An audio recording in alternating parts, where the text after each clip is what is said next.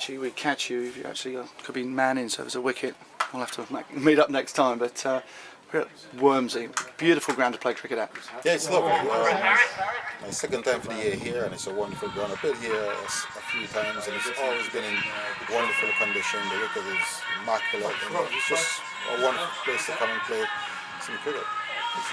Now, you're playing for the World 11 against England today. There's some fantastic faces on both sides. It's good to catch up with some old friend and foe. Yeah, most certainly. Catching up with Jeff Thomson, Rodney Hogg and these guys who I played against early on in my career, and some of the more recent guys. It's always nice catching up with the guys, reminiscing of some of the moments we had in the field of play. And it's also nice for us to come and entertain the fans and, show them that we've still got a bit left in us. When you're talking with people like Rodney Hogg and Jeff Thomson, do we sort of get difference of opinions as to actually how things happened? Well, we have tremendous respect for each other, and the stories are quite hilarious, at times, and if you really sit down and listen to it, there's always a little bit of twist, but it's just wonderful, these guys are highly competitive, and off the field they were always great guys. And just thinking of some of those experiences, any one thing that comes to mind that with Jeff Thomson 22 yards away that you can remember?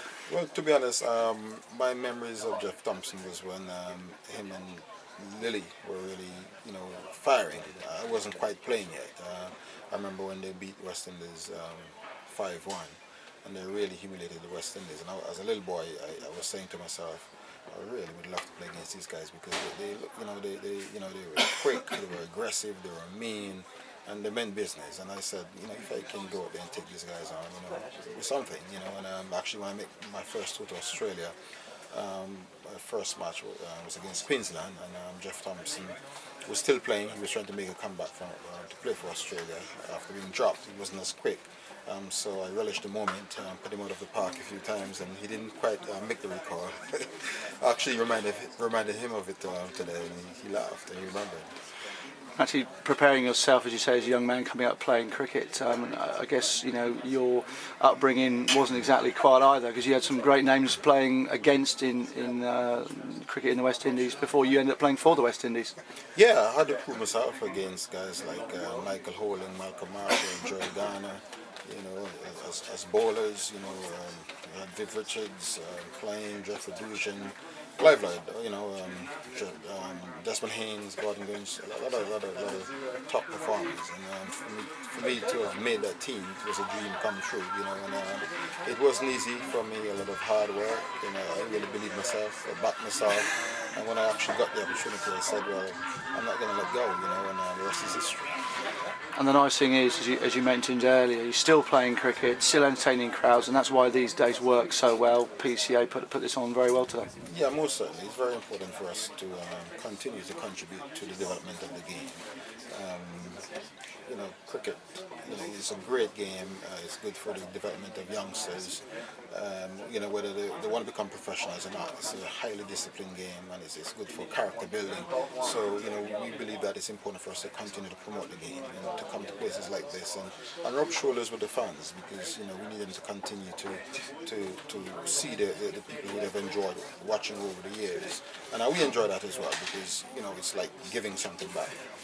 Of course, people travel here to see the game, as you said earlier. Wonderful setting at Wormsley, but they also love coming out to the Caribbean to watch cricket there too. And most recently, another World Cup. Yeah, most certainly. I mean, the Caribbean is one of the most exciting places to watch cricket. When I played for the West Indies, it was very hard because I was very envious of the people who were watching, because they seemed to, always having so much fun. But so now that I'm retired, whenever there's cricket in the West Indies, all I do is to have fun. Socialize, hang with the fans, and really enjoy it. You're not going to find me commentating.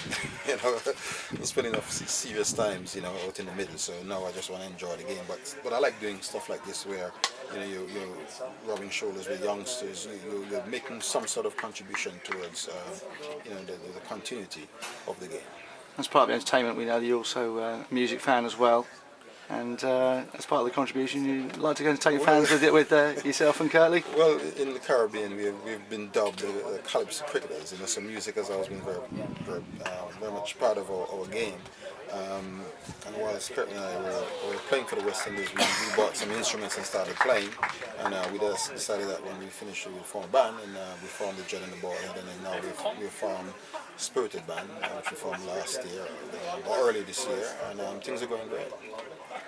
Okay, well, it's a cracking day here at Wormsley. There's a few runs to chase, but hopefully you'll be backing yourselves to get a few today. Yeah, well, the first match this morning, I scored 16 quick time, so I'm hoping that I can do the same, because we're going to need a few runs. We lost a couple of wickets, and we've got a huge total to chase, so I'm hoping that I can get stuck and hit the ball all over the park. We look forward to it, and as ever, thanks again, Richie. Thank you.